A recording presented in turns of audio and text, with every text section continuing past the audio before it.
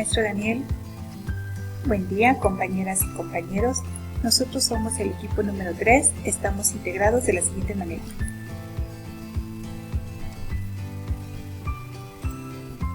En este video abordamos aspectos importantes de una disciplina científica relativamente nueva, que emerge de la psicología experimental en la ciudad de Leipzig y ligada a los nombres de Ernst Heinrich Weber, Gustav Theodor Fechner y Wilhelm Maximilian Wundt. La influencia de cada uno de ellos en la configuración de esta nueva ciencia fue determinante.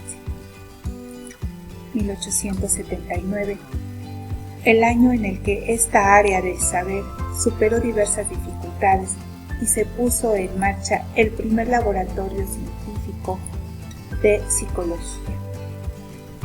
Adelante, por favor, compañeros, con su exposición de esta ciencia que mide la relación entre lo físico y lo mental.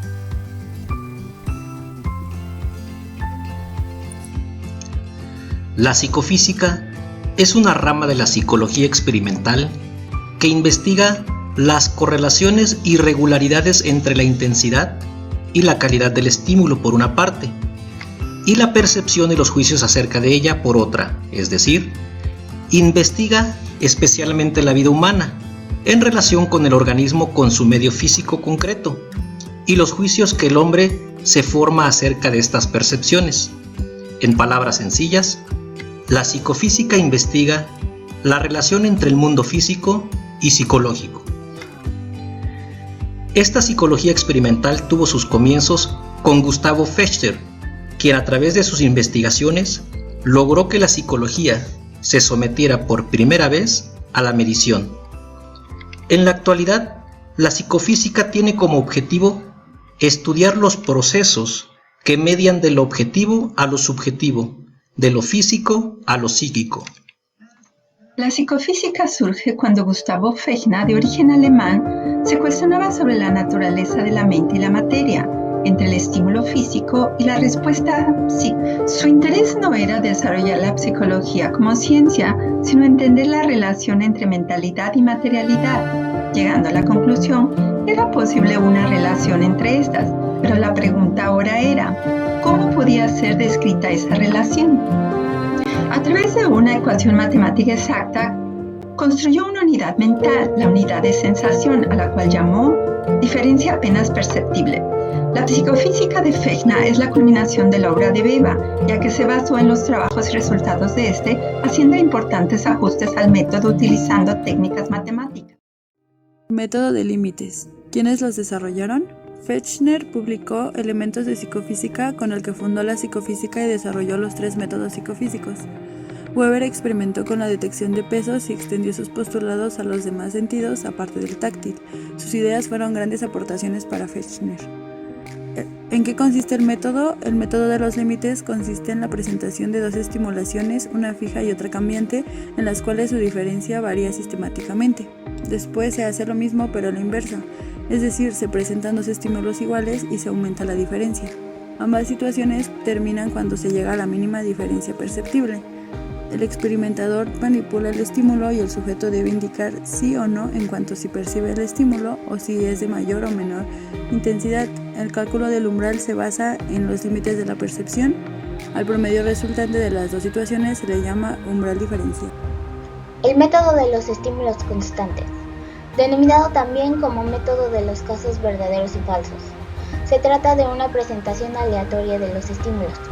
Consiste en que el valor más bajo no debe producir casi ninguna sensación y el valor más alto debe producirla casi siempre.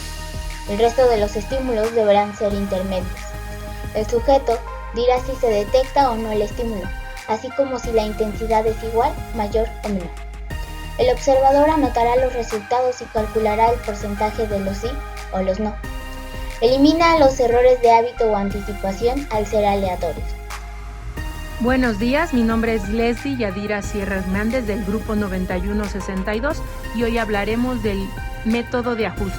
Recibe el nombre de método de ajuste porque en él el sujeto debe ajustar o manipular la intensidad del estímulo hasta que sea capaz de percibirlo o hasta que iguale a otro estímulo de comparación.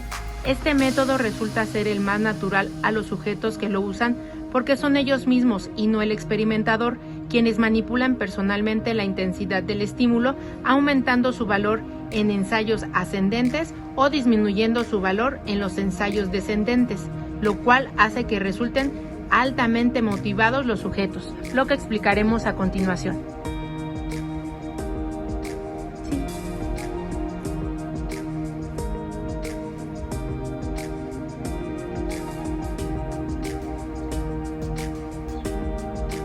¿Cuál es el que huele más?